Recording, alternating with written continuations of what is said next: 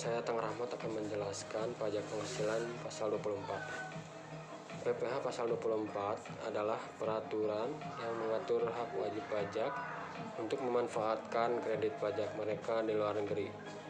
Untuk mengurangi nilai pajak berhutang yang dimiliki di Indonesia, sehingga jumlah pajak yang harus dibayar di Indonesia dapat dikurangi dengan jumlah pajak yang telah mereka bayar di luar negeri, asalkan nilai kredit pajak di luar negeri tidak melebihi hutang pajak yang ingin dibayar di Indonesia.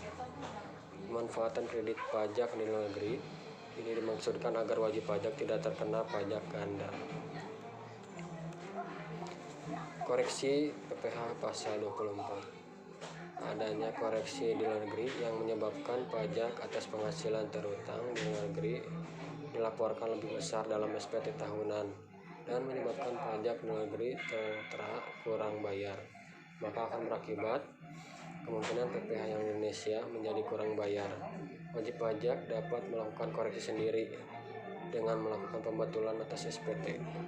Jika pembetulan sudah dilakukan, maka bunga terhutang atas pajak yang kurang bayar tidak akan ditagih.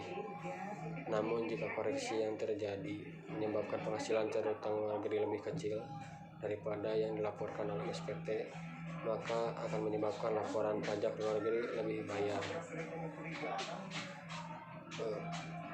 Tarif yang diambil PPh pasal 24 adalah tarif terkecil dari semua hasil perhitungan PPh pasal 24. Terima kasih.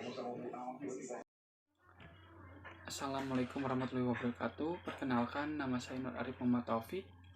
Di bagian ini saya akan menjelaskan tentang PPh pasal 4 ayat 2. Apa itu PPh pasal 4 ayat 2 dan bagaimana perlakuannya di dunia perpajakan.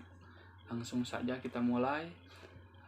Pengertiannya terlebih dahulu, apa itu PPh pasal 4 ayat 2? PPh pasal 4 ayat 2 adalah penghasilan yang diterima bagi wajib pajak badan maupun orang pribadi yang mempunyai usaha dalam negeri maupun luar negeri yang bersifat final. Di antaranya yang dikenai PPh pasal 4 ayat 2, yang pertama yaitu penghasilan dari sewa tanah dan bangunan, yang kedua adalah penghasilan dari hadiah dan atau undian,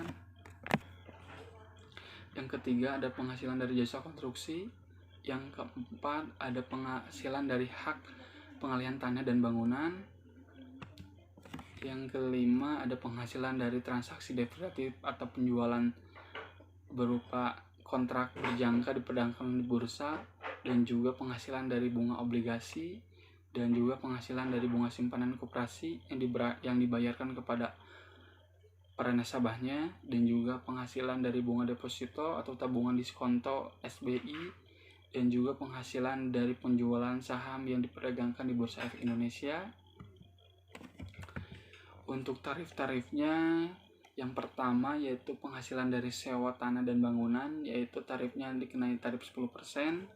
Untuk penghasilan dari hadiah atau undian dikenai tarif 20%, semuanya dari nilai bruto.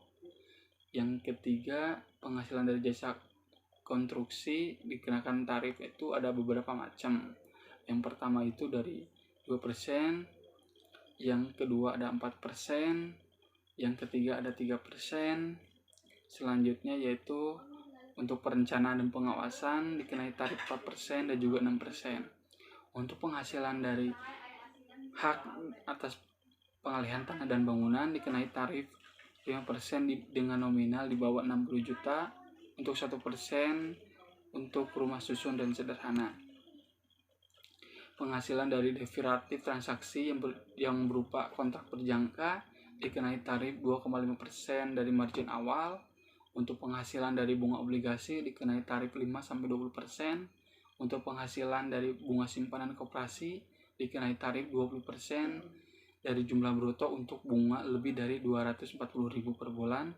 Untuk penghasilan dari bunga deposito dan juga tabungan SPI dikenai tarif 20% dari jumlah bruto dengan nominal tidak melebihi dari 7 juta.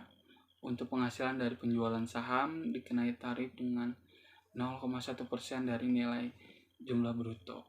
Namun pada umumnya yang sering dilakukan pada perusahaan dari perusahaan menengah menengah sampai kecil itu yang sering digunakan yaitu tarif dari persewaan. Karena di dalam tarif persewaan sangat sering berlaku untuk di sekitar kita dan di perusahaan-perusahaan kita. Karena untuk perusahaan-perusahaan yang kecil itu kebanyakan mereka itu persewaan atas gudang, persewaan atas tanah dan bangunan, dan selebihnya itu yang jarang digunakan pada umumnya pada perusahaan. Untuk implementasinya tergantung dari perusahaannya. Yang sering saya temui itu yaitu dari perusahaan-perusahaan dari menengah sampai kecil itu kebanyakan mereka itu menggunakan PPh Pasal 4 ayat 2 atas sewa dan juga tabungan dan juga obligasi. Kebanyakan dari mereka itu antaranya ya dari bunga obligasi, jasa konstruksi, persewaan, dan juga pengalihan tanah dan bangunan.